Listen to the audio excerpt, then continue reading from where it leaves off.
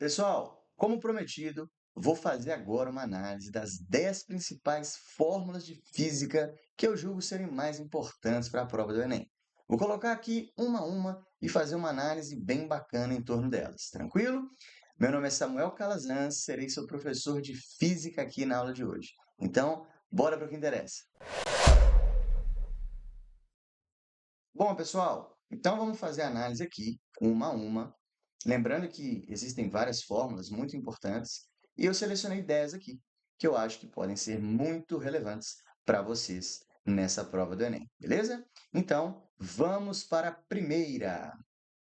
Potência é energia sobre tempo. Essa é a primeira fórmula. Por que eu considero essa a mais importante para a prova do Enem? Pelo seguinte, é uma fórmula que ela pode cair em diversas áreas da física. Ela pode ser cobrada na mecânica, na térmica, na elétrica, e a gente tem que dominar tudo em torno dela. Antes de mais nada, vamos entender o que é potência, então. Potência é a rapidez que um processo energético acontece. Então, galera, dentro de um contexto mecânico, por exemplo, pensa comigo. Você tem dois carros. Os dois carros, eles vão fazer o mesmo trabalho. Eles vão sair de um lugar e vão chegar em outro, ok? Qual deles é mais potente? O que chegar mais rápido, concorda comigo? Então tem a ver com a rapidez que um processo energético acontece. Ok, do ponto de vista térmico, eu vou usar um dispositivo que tem potência para esquentar uma água. Se eu colocar a mesma quantidade de água em dois dispositivos, qual deles vai esquentar mais rapidamente a água? O que tiver maior potência. Beleza? Um contexto elétrico que o Enem adora, chuveiro elétrico. Eu tenho um chuveiro de 4.000 watts e um de 8.000 watts. Qual vai esquentar mais a água? O de 8.000 watts. Ou seja, está vendo que essa fórmula tem vários contextos? Então, antes de mais nada, vamos para as unidades dessas três grandezas no sistema internacional. Energia, dado em joules, potência em watts e tempo em segundos. E aí, olha que interessante, eu falei com vocês no começo, né? Que é uma fórmula que pode estar em diversas áreas da física. Essa grandeza aqui, energia, dada em joules, vocês lembram que trabalho também é dado em joules e calor também é dado em joules? Eu sei que pode ser em calorias, mas joule e caloria são unidades de energia, trabalho e calor, certo? Então, quando eu olho para essa fórmula, potência é energia por tempo, eu posso escrevê-la também trabalho sobre tempo. Potência é o trabalho realizado sobre um tempo. Tranquilo, problema nenhum. E eu posso escrever no contexto térmico, potência é calor por tempo. Tranquilo também, problema nenhum. Beleza, pessoal? Então, um comentário que eu queria fazer aqui é o seguinte: quando eu olho para essa primeira forma que eu escrevi aqui, ó, isso aqui no contexto elétrico é muito comum. Só que os alunos eles decoram mais assim, ó. Eles pegam o tempo e multiplicam aqui pela potência, que dá no mesmo. Eles colocam assim, ó. Energia é potência vezes tempo. Tranquilo? Tranquilo. Vou calcular, por exemplo, o consumo de energia de um dispositivo, alguma coisa assim. Tranquilo, sem problema nenhum, tá? E uma observação importante para o Enem é que é muito comum o Enem pedir a energia em quilowatt-hora e não em joules, que é o sistema internacional. Com isso, basta eu colocar a potência em quilowatt e colocar o meu tempo em hora. Tá bom? Tranquilo, sem problema nenhum. Nessa segunda forma aqui, trabalho por tempo, né? O trabalho, por exemplo, pode ser a variação de uma energia mecânica, né? Aí vai depender do contexto da questão. E aí, lembrando sempre, colocar tudo no SI, tá bom? Trabalho em joules, potência em watts e tempo em segundos, como eu coloquei para a gente aqui. Tranquilo, galera? E nesse contexto térmico, esse calor aqui, ele pode ser um calor sensível, por exemplo, ó, MC delta T, ou até um calor latente. Qual que é o cuidado que você tem que ter aqui nessa terceira forma de escrever essa fórmula? Normalmente, na calorimetria, a gente descobre o calor em calorias. Por quê? Porque a gente usa normalmente, tá, pessoal? O calor específico em calorias por grama vezes grau Celsius. E a gente usa normalmente a massa em gramas. Com isso, o meu calor vai sair em calorias. E aí é o cuidado que você tem que ter. Porque se a sua potência estiver no sistema internacional, que é o watt, e o seu tempo estiver no sistema internacional, que é segundos, o seu calor não pode estar em calorias. Ele tem que estar em joule. E aí a prova vai te dar alguma relação. Por exemplo, pode chegar para você e falar assim, ó, uma caloria é aproximadamente 4,2 joules, ou 4, enfim, vai te dar uma relação. Tá bom, pessoal? Então fiquem muito atentos nesses detalhes que eu passei para vocês agora aqui, dessa primeira fórmula de física aí para a prova do Enem, né? Que pode ser escrita dessas três formas aqui, beleza? Então, bora agora para a segunda. Essa não podia faltar, né, galera? Veiga lambda F, equação fundamental da ondulatória, também conhecido por equação geral da onda. Cara, essa aqui é importante demais, né? E ondulatória é um tema que o Enem ama cobrar. Então, essa equação, gente, cara, a gente pode usar isso em diversas questões. Questão, literalmente, assim, de o cara coloca a onda para você, localizar o comprimento de onda, dá o período, você calcula a frequência, enfim, questões de acústica, questão de tubo aberto, tubo fechado, onda estacionária, questão até do espectro eletromagnético, né? Que a gente pode usar. Então, assim, nossa senhora, essa questão realmente, essa fórmula realmente, ela é muito, muito, muito importante. Antes de mais nada, bora analisar as unidades. Pessoal, velocidade metros por segundo. O lambda é o comprimento de onda, né? Vou fazer um desenho de uma onda aqui para mostrar para vocês. E a frequência em hertz. Cara, lembra disso. Frequência é o inverso do período. E período é o inverso da frequência. Então, se eu estou trabalhando com a frequência no sistema internacional, que é o hertz, eu preciso usar o meu período também no sistema internacional, que é segundos. Beleza? Algumas questões, por exemplo, de movimento circular uniforme, me dá a frequência fora do SI, me dá em RPM, rotações por minuto. Aí eu divido por 60 para passar para Hertz, que seria uma espécie de rotações por segundo, tá bom? Então, lembra disso. São as análises aí de dimensões. Vocês têm que ter muito cuidado com isso na prova do Enem, tá bom? Questões de equação geral da onda, olha para a unidade da velocidade, tá bom? E aí vocês vão desenvolvendo tudo, que vai dar super certo. Bom, pessoal, vou fazer o desenho de uma onda aqui só para destacar o lambda, tá bom? Então, uma estrutura dessa, tem até um vídeo meu no canal só sobre isso, tá? Você pode verificar o seu lambda como a distância entre duas cristas, está aqui, ó, comprimento de onda, ou a distância entre dois vales, está aqui o comprimento de onda, ou também essa distância aqui, ó, entre pontos comuns. Olha aqui, começou a subir aqui, tá vendo? Tá vendo que aqui ele vai começar a subir de novo? Então, isso aqui, ó, também é um lambda, assim como isso e assim como isso. Tá bom, pessoal? São comprimentos de onda, então, ok?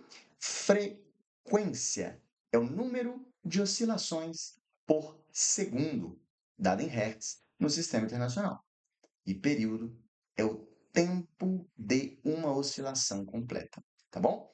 Um último destaque aqui, que você não pode deixar passar de jeito nenhum, é que a velocidade de propagação de uma onda depende apenas do meio, já a frequência depende da fonte. Ou seja, toda vez que a sua onda mudar de meio, ok? Toda vez que ela mudar de meio, ela muda de velocidade. Porém, ela não vai mudar a sua frequência, tá bom? Então, mudou de meio, mudou de velocidade. Porém, a frequência não é alterada. A frequência depende só da fonte. Tranquilo? Então, essa foi a segunda equação. Ah, pessoal, essa aí, né?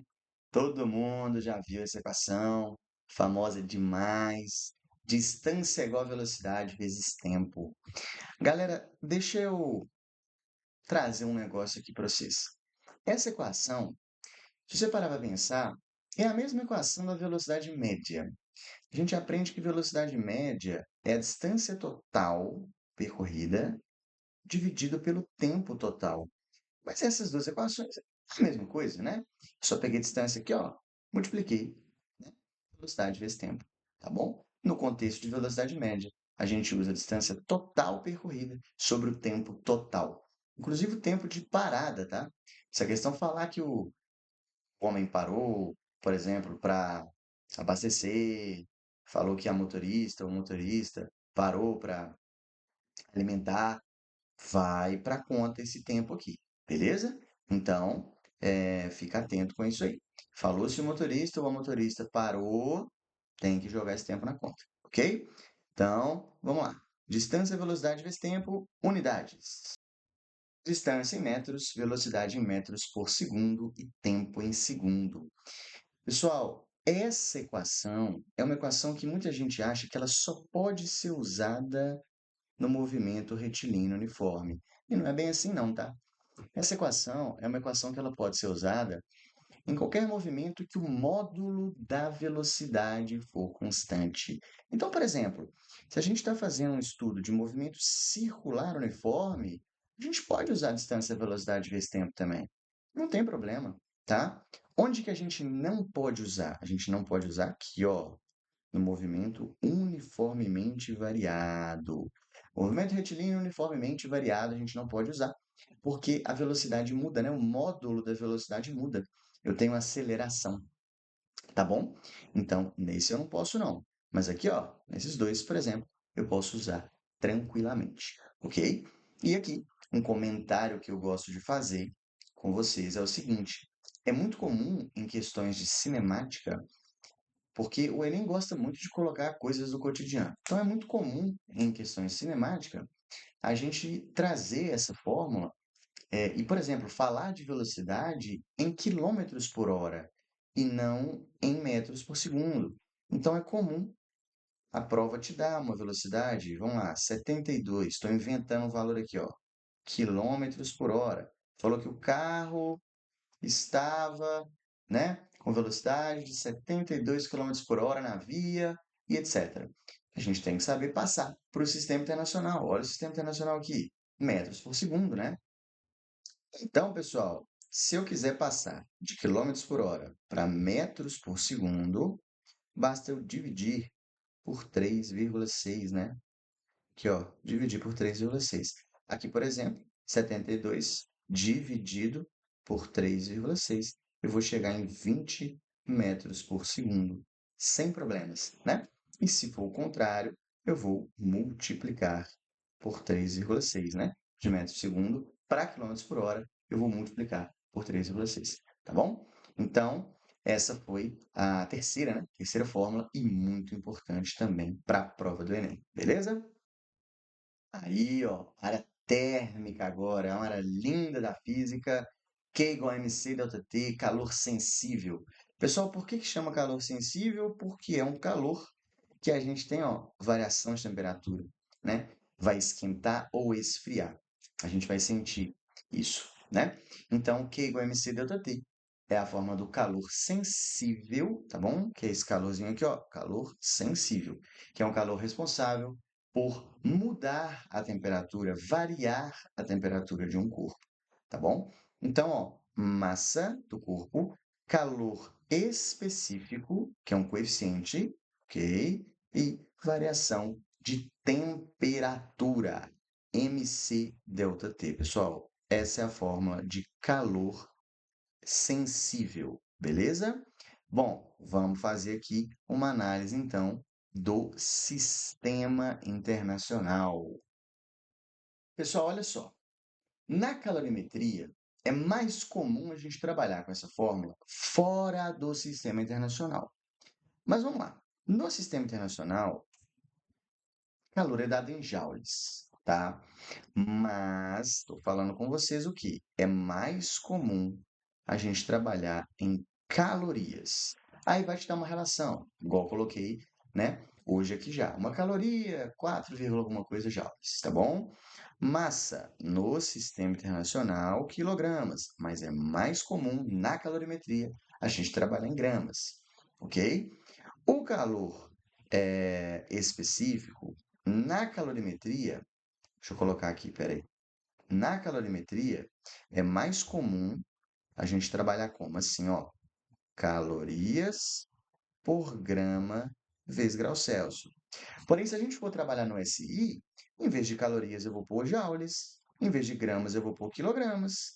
Pronto, não tem problema, né? Porque se eu for pensar no sistema internacional, eu vou ter que seguir tudo isso aqui, joule, quilograma, Kelvin aqui também, ó, tá?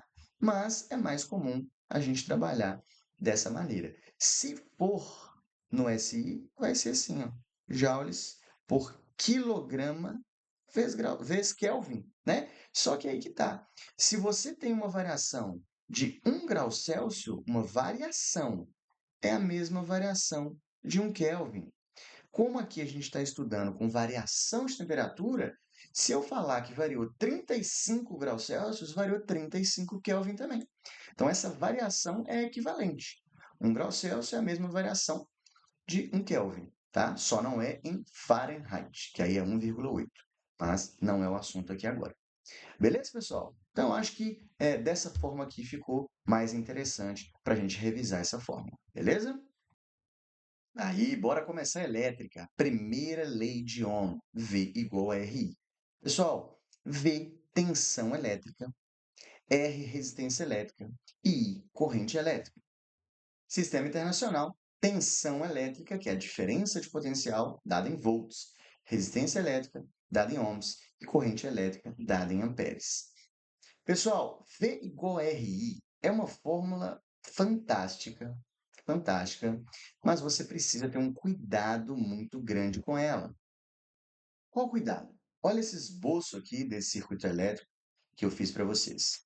Vamos supor que o exercício te fornece isso aqui, ó, 200 volts colocados aqui, tá? O que ele quer dizer com isso? Que a tensão elétrica total do seu circuito é de 200 volts. E aí, ele coloca para você, por exemplo, que essa resistência elétrica aqui é de 2 ohms. Bom, beleza. Qual que é o cuidado que você precisa ter com essa fórmula? V igual a RI pode ser usado em diversas partes do seu circuito. Você pode usar ele aqui, pode usar aqui, aqui, tá? Mas esse 200, gente, é a tensão total. Então, eu não posso, por exemplo, chegar e falar assim: ah, deixa eu descobrir a corrente elétrica que passa nesse resistor aqui. Então, eu vou fazer o seguinte: V igual a RI. Aí eu coloco V igual a esse R vezes esse I aqui. Nada a ver, tudo errado. Tudo errado que para você usar essa fórmula aqui para descobrir essa corrente, você tem que usar a tensão nesse resistor, cara. Então, muita gente erra muitos exercícios por causa disso, porque usa a fórmula da maneira errada, tá? Então, tem que ter um cuidado muito grande com essa fórmula, porque você pode usar o V igual a RI, não tem problema nenhum, mas você tem que usar da maneira correta, tá bom? Tem 2 vídeos meus aqui no canal, um de associação em série, outro em paralelo, que eu falo muito disso, tá bom? Então, muito cuidado com essa primeira lei de Ohm. Outra que não pode faltar, né? Segunda lei de Ohm. Como o Enem gosta disso, né, pessoal? Então, ó, segunda lei de Ohm, ela olha para um resistor com suas propriedades geométricas. Então, R, resistência elétrica. Essa letrinha grega aqui, chamada Rho, é a resistividade elétrica do material. O L, pessoal, é esse comprimento aqui, ó, tá bom? E A é essa área, é uma área da seção transversal, ok? Então, seria essa área aqui. Se for, por exemplo, uma fiação em formato cilíndrico, essa área vai ser πr ao quadrado, tá? A área do círculo, beleza? Então, detalhes aqui que eu gosto de, assim, frisar muito com vocês. Primeiro, o Rho, que é a resistividade elétrica, ele depende apenas do material. material. Material. Ou seja, o cobre tem o seu Rho, o ferro tem o seu, o alumínio tem o seu, cada material tem o seu Rho. E se eu aumentar o L, por exemplo, ou aumentar até mesmo a área, o Rho não muda. Se eu mudar o L ou o A, quem muda é a resistência elétrica. A resistência elétrica muda, tranquilo. Mas o Rho não. O Rho depende do material. E ele se chama resistividade elétrica. Anota aí, resistividade elétrica. O que que o Enem fez uma vez? Ele cobrou condutividade elétrica e não resistividade elétrica. Um é o inverso do outro, tá bom? Então, ó, é até legal você anotar isso aqui, ó. Isso aqui é condutividade. Condutividade é o inverso de resistividade, tá bom? Então, um material que é bom condutor de eletricidade, tipo cobre, tipo a prata, ele tem resistividade pequena. Resistividade pequena, condutividade alta, tá bom? Um é o inverso do outro. Beleza, pessoal? E unidades no sistema internacional. Vamos lá. Então tá aí. Rho, resistitividade elétrica do material, ohm vezes metro, comprimento metro, área metro quadrado, resistência em ohms. Beleza, meus amigos? Então, essa aí, mais uma fórmula, essa aqui, ó, segunda lei de Ohm. Resistência elétrica é Rho vezes L sobre A. Mais uma de elétrica. Potência elétrica é tensão ao quadrado dividido pela resistência. Pessoal, é muito comum essa fórmula ser cobrada no Enem, falando, por exemplo, de brilho de lâmpadas ou chuveiro elétrico, tá bom? Então, muita atenção com essa fórmula. Tem um vídeo meu no canal também falando só dela, porque é um tema que o Enem ama cobrar, tá bom? Então, por exemplo, como que essa fórmula pode ser cobrada? O cara te dá uma lâmpada e fala que essa lâmpada ela foi fabricada para funcionar em 220 volts, ok? Aí ele te pergunta, o que que vai acontecer com o brilho dessa lâmpada se eu ligar essa lâmpada, por exemplo, em 110 volts? Eu vou usar essa fórmula aqui. Por quê? Se eu pego uma lâmpada e troco a tomada dela, a tensão elétrica que ela está ligada, eu não estou mudando a resistência. Acabamos de ver, segundo a lei de Ohm, resistência depende do comprimento, da área e do material. Se eu apenas troquei a tensão, eu não estou mudando a resistência, ou seja, a resistência é constante. Se eu estou diminuindo a tensão, eu vou diminuir a potência. Mas cuidado, dividir por 2 a tensão não é dividir por 2 a potência, porque está elevado ao quadrado. Então, quando eu divido por 2 a tensão elétrica, a potência cai 4 vezes, pessoal. Então, vocês têm que ter muita atenção aqui, ó. A potência vai cair 4 vezes, ok? Então, ela vai brilhar com 4 vezes, se for uma lâmpada, né? Vai brilhar 4 vezes menos. Tranquilo? Então, isso é uma fórmula muito importante e muito cobrada, tá bom? Então, fica muito atento com isso aí, que é um tema que o Enem também ama cobrar. Beleza? Fórmula de Torricelli, pessoal. Bom, essa aqui você vai usar no movimento uniformemente variado, tá? É um movimento que tem aceleração. Olha a aceleração aqui na fórmula. Então, ó, V2 é V02 mais 2AD. V0, velocidade inicial, né?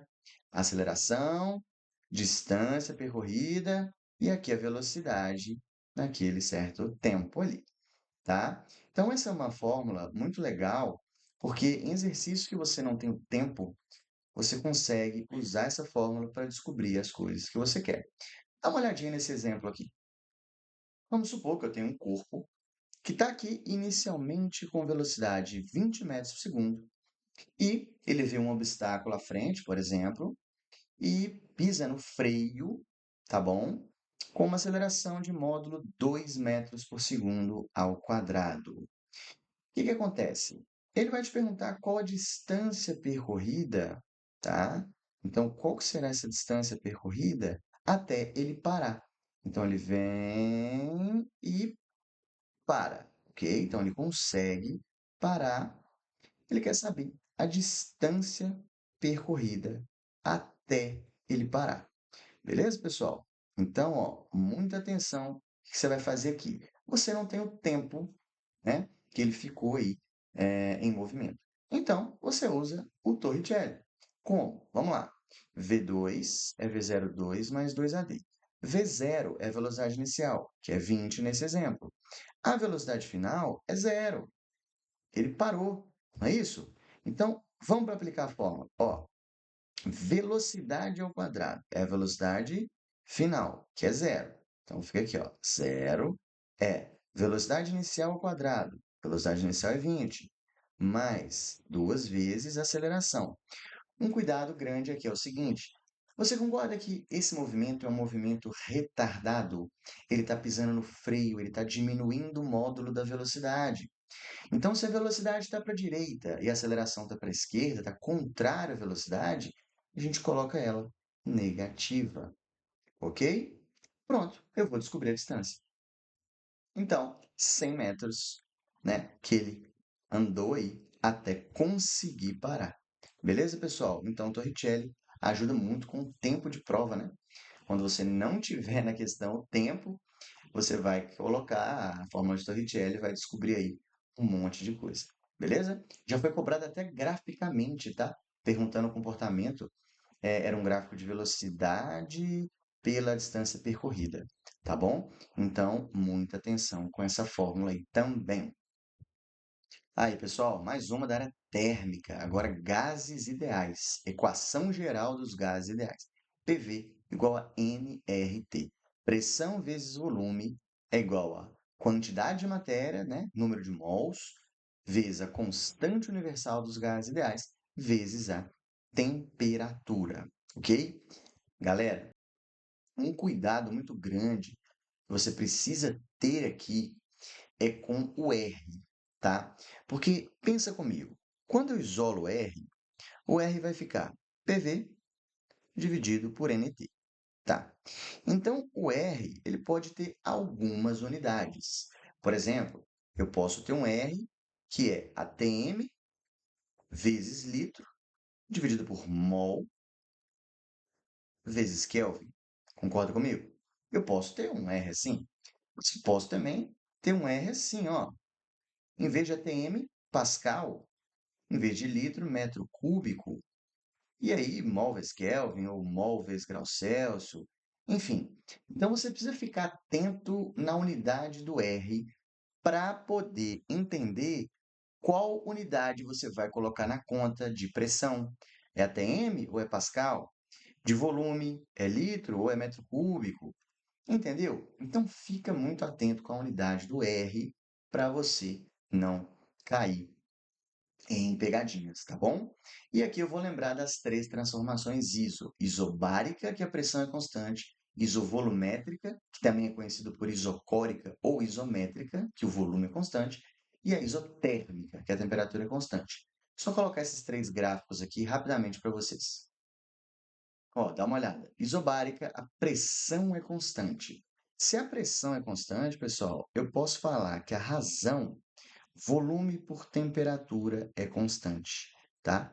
Então, ó, volume por temperatura é constante. Então, o gráfico VT ou TV, tanto faz, é uma reta, tá? São grandezas diretamente proporcionais o volume e a temperatura quando a pressão é constante, que é a transformação isobárica. Se eu tiver uma isovolumétrica, agora pressão e temperatura são constantes, tá? Porque na isovolumétrica, ou isocórica, ou isométrica, o volume é constante. Então, eu posso dizer que pressão por temperatura é uma razão constante, tá bom, pessoal? Então, também será uma reta, só que agora um gráfico pressão por temperatura ou temperatura por pressão, beleza? E para fechar, isotérmica. Na isotérmica, nós temos um produto constante. Produto PV é constante. Então, agora nós não temos mais grandezas diretamente proporcionais, nós temos grandezas inversamente proporcionais. Quanto maior o volume, menor a pressão e vice-versa. Então, nós temos essa estrutura aqui, uma curva chamada isoterma, tá bom? E o Enem pode colocar numa questão várias curvas isotermas. E você tem que lembrar que quanto mais alta for essa curva, maior é a temperatura. Beleza? Então, mais uma fórmula importante demais para a prova do Enem aí. E para fechar, pessoal, corrente elétrica é o fluxo ordenado de carga elétrica. Fórmula carga por tempo, beleza? E olha só, essa aqui, análise dimensional, é fundamental, porque o Enem adora cobrar em uma outra unidade. Dá uma olhada aqui. Quando eu olho para o sistema internacional, a corrente elétrica é dada em amperes, a carga em coulombs e o tempo em segundos. Tudo bem. Agora, pensa comigo. Se eu multiplicar cruzado aqui, eu tenho que carga é corrente vezes tempo. Tá. O que que o Enem fez uma vez? Ele colocou uma grandeza, vamos inventar um valor aqui, tá? Vamos supor que ele colocou que uma certa grandeza é igual a 20 ampere-hora. Cuidado, não é ampere por hora, é ampere vezes hora. Tá vendo aqui? Legal. Muita gente achou que essa grandeza que a questão estava trabalhando era corrente elétrica. Por quê? Porque viu o ampere aqui e emocionou. Não é corrente elétrica. Corrente elétrica, gente, olha aqui, seria Coulomb por segundo, né? Que é o ampere, tá? Então, nesse contexto aqui, ampere é unidade de corrente. Ótimo. E hora é unidade de tempo. Ué, mas corrente vezes tempo, olha aqui o que é corrente vezes tempo. Carga elétrica. Então, ampere-hora é uma outra unidade de carga elétrica. Não é do SI. Do SI é Coulomb, mas é uma outra unidade. E é muito simples eu passar para Coulomb, porque aqui dentro dessa hora tem 3.600 segundos. E se eu quero ampere, ampere é Coulomb vezes segundo, porque no SI eu consigo passar tranquilamente isso para Coulomb vezes segundo. Então, pessoal, só corrigindo aqui, ó. Então, ampere vezes hora não é SI, né? Então, a gente pode transformar, porque carga elétrica seria ampere, que está aqui, ó, vezes segundo, e não ampere vezes hora. Essa seria a unidade no sistema internacional, né? Ampere vezes segundo é o Coulomb. Olha aqui, essas são as do SI. Então, eu posso falar que um Coulomb é 1 ampere vezes segundo e não ampere vezes hora, como já foi cobrado aqui na prova do Enem, tá? Então, para eu passar, basta eu multiplicar aqui, ó, por 3.600, tá bom? Só corrigindo aqui, Coulomb é ampere vezes segundo, tá bom, pessoal? Por causa dessa análise aqui, tá bom? Então, aqui é só fazer essa conta. Então, aqui, 20 ampere-hora seriam 72.000 coulombs. Beleza, pessoal? Então, é uma unidade aí que o Enem adora cobrar e que é muito confusa às vezes para o aluno, né? Tem que organizar com muita calma aí. Lembrar que corrente é ampere, carga é coulomb, tempo é segundo. Então, no sistema internacional, a carga em coulombs seria ampere vezes segundo e não ampere vezes hora, como o Enem já cobrou da gente. Tranquilo, pessoal? Então, essa foi a última fórmula. Pessoal, então é isso. Espero que vocês tenham gostado dessa aula. Foi muito bacana. Foram várias fórmulas extremamente importantes para a prova do Enem, tá? Não deixe de seguir o canal no YouTube, a rede social. Eu coloco muita coisa importante lá, né, para essa provinha do Enem. E muita atenção nas unidades, em todos os contextos, tá? É muito importante você fazer com calma, olhar direitinho qual grandeza tem unidade no sistema internacional, conferir também se o exercício do Enem está pedindo fora do sistema internacional, pode acontecer, tá? Não tem problema nenhum. E é isso aí, galera. Boa prova para vocês, grande abraço, bons estudos!